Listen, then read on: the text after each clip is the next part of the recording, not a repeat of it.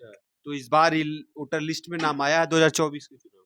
हाँ, इस बार नाम आया है मेरा और मैं ज़रूर वोट देने जाऊँगा। और वोट देने के मुद्दे केवल एक नहीं है। भारत में अगर मंदिर बन रहा है तो एशिया का सबसे बड़ा मस्जिद भी वो उसी अयोध्या में बन रहा है और उसकी कोई बात नहीं कर रहा है। और ये मंदिर और मस्जिद ये टूरिज़्म के एक बड़े फैक्टर हैं। टूरिज़्म जिससे इकोनॉमी में वर्ल्ड लेवल में सबसे ज़्यादा पैसा आता है। 35% जीडीपी पूरे वर्ल्ड की टूरिज़्म सँभाल रहा है और उस टूरिज़्म को बेहतर बनाने के लिए आज हमारा देश, हमारी सरकार काम कर रही है, जिससे और देश में पैसा आएगा। मथुरा में बनने जा रहा है वो मंदिर, उससे टूरिज़्म बढ़ेगा। धर्म को लेकर ही बढ़ावा देने से क्या देश, क्या रोजगार और शिक्षा की बात अगर हम कर ले तो जो सरकार को किस तरीके से आप आकलन करते हैं?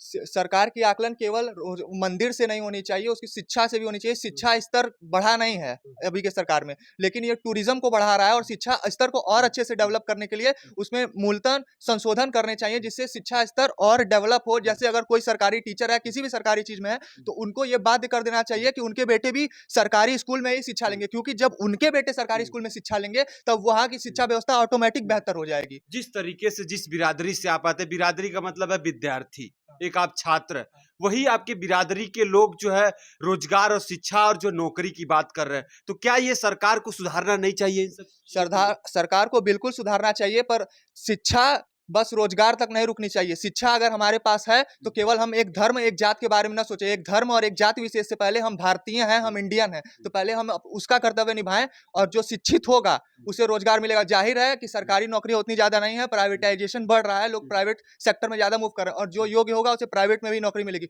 नौकरी का एक अर्थ है धन, धन से जिससे आप अपना परिवार, अपना घर खर्च चला सकते हैं, तो उसके बहुत सारे माध्यम हैं और जाहिर सी बात है सरकारी नौकरी में बढ़ोतरी नहीं हुई है तो उसको बढ़ाना भी चाहिए। और जैसे कि देख रहे हैं मीडिया में भी, किसी 24 मार्च को आज तक एक कार्टून जारी करता है जिसमें दिखाता है बीजेपी को राइज करते हुए, बीजेपी मोदी को राइज करते हुए और बाकी सारी पार्टियों को लो करते हुए, तो एक मीडिया को चौथा पिलर माना जाता जी है। तो बिल्कुल। चौथा पिलर कहीं एक तरफ झुका क्यों है?